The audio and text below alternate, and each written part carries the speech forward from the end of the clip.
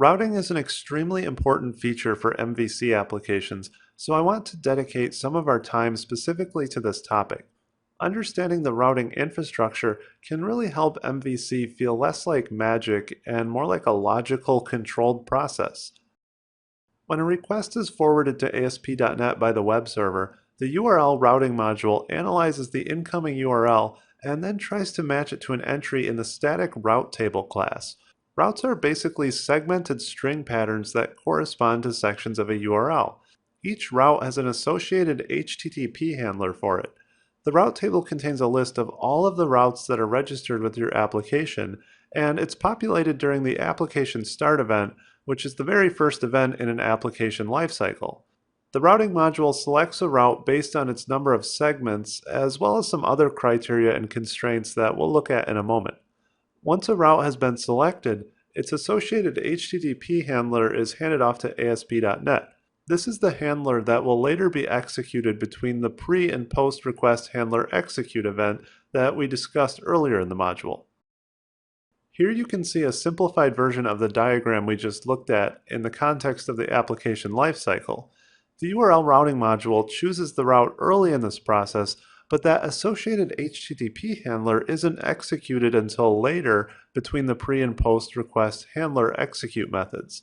The main point here is that although MVC relies heavily on routing, it's actually not part of the MVC framework itself and really happens much earlier in the overall application lifecycle.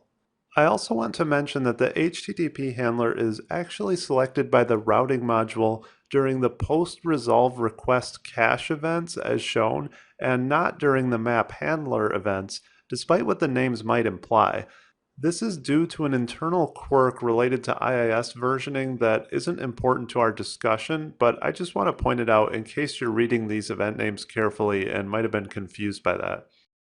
Let's look more closely at what routes are and how they're matched to URLs. Routes are a combination of patterns and rules designed to match various URL structures. MVC registers a default route for us that's very powerful, so let's use that method as an example. Routes are given a name which allows them to be referenced from other components. Their most important attribute is the URL, which is a string pattern designed to match certain incoming URL structures. The words surrounded by curly brackets are variables, meaning they'll be replaced by segments of the URL that are extracted out. The last section called defaults allows us to define fallback values for segments of the route. These values will fill in missing segments to allow for shorter URLs in some cases, such as the homepage of our site where we might just want the domain in the address bar. You can also specify route constraints in this section, which enforce criteria for whether a URL segment is a valid match. An example rule might be only allowing values that can be parsed as integers.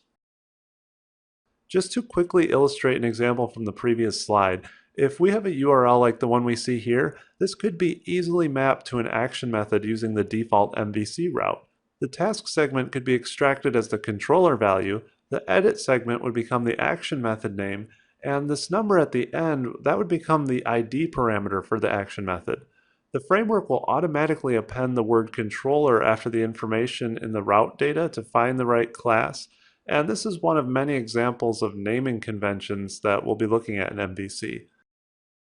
Routing can be a pretty involved topic, but in many cases the default route provided by MVC will be enough for your application. This is certainly true for our application, so as long as you understand how URL segments are mapped to controllers, action names, and their parameters, you'll be fine.